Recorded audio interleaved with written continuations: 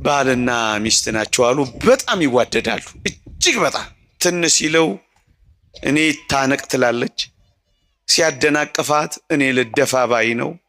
ፍቅራቸው የትየለሌ ነው። አንድ ጎረቤት ይሄን ፍቅራቸውን ሲያይ ከርሞ ግን የምራቸውን ነው እውነታቸውን ነው የሚዋደዱት ብሎ አንድ ቀን ቼክ ማድረግ ፈለገ። አያድርስባችሁ እንዲህ አይነት ጎረቤት። ጥቁር በጥቁር ለብሶ የተመዘዘ ሰይፍ ይዞ አንድ ቀን በራቸውን በኃይል አንኳኳው። በኃይል ሲንኳኳ እዚህ አዲስ አበባ ነው ታሪኩ የተፈጸመው። በር በኃይል ከተንኳኳ ወይ ቀበሌ ነው ወይ ደንቦች ናቸው መቼም እኛ ሀገር። ሴትዮዋ በራ ወጣ ክፍት ስታደርግ ጥቁር በጥቁር የለበሰ የተመዘዘ ሰይፍ ያዘ ሰው ቆሟል። ደነገጠች። ማን አለችው? እኔ ሞት ነኝ። እና ምን ልታረግ እዚህ መጣ አለችው። አይሞቱማ እንዴት ይሞታሉ? የሚሞተው የታመመ ሰው አይደለ? በእኛ ቤት አልጋ ያዘ ሰው። እኛ እኮ ምስኪኖች ነን። ውሻ እንኳን ሲጮህ እዛ መንደር ውስጥ አይ አቶ ገሌ ዛሬ ሊሞቱ ነው። ቤት መዳቢዎች፣ ሟች ቆጣሪዎች። አሁን አንድ ምስኪን ዘፋኝ ትዝ ይለኛል፣ ማዲንጎ የሚባል አሁንም ይሞት ይመስላል እሱ። ደግሞ እናንተ እንደዚህ እንዳታረጉና እንዳጽፉ ነግሬያለሁ።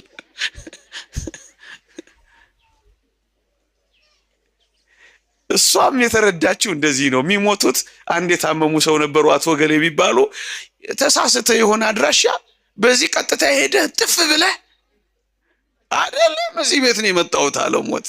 ምንም ያድራሻ ለውጥ ስህተት የለም እዚህ ቤት ነው ይላል። እና ምን ፈለግ ልወስድ።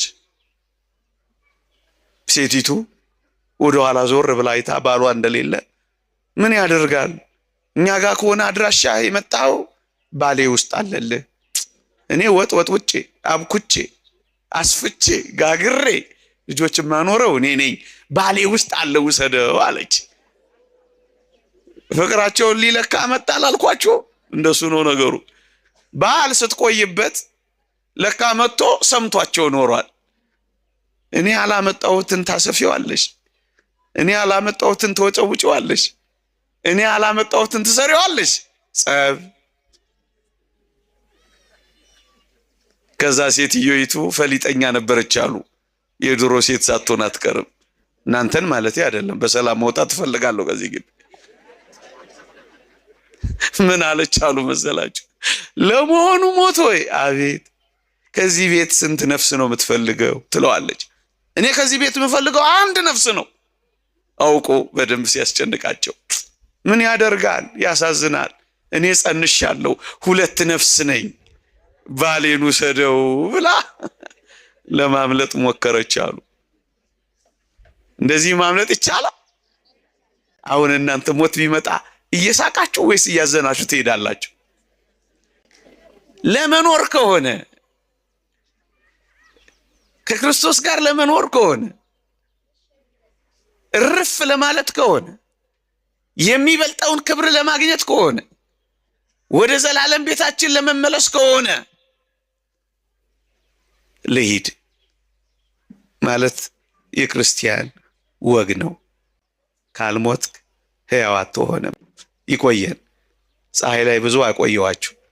የእግዚአብሔር ቸርነት፣ የእመቤታችን አማላጅነት፣ የጻድቁ አባታችን የአቡነ ሀብተ ማርያም በረከት ረድኤት አይለየን።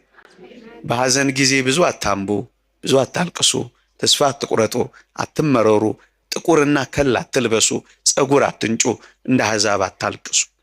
ይህ ክርስቲያን ወግ አይደለም።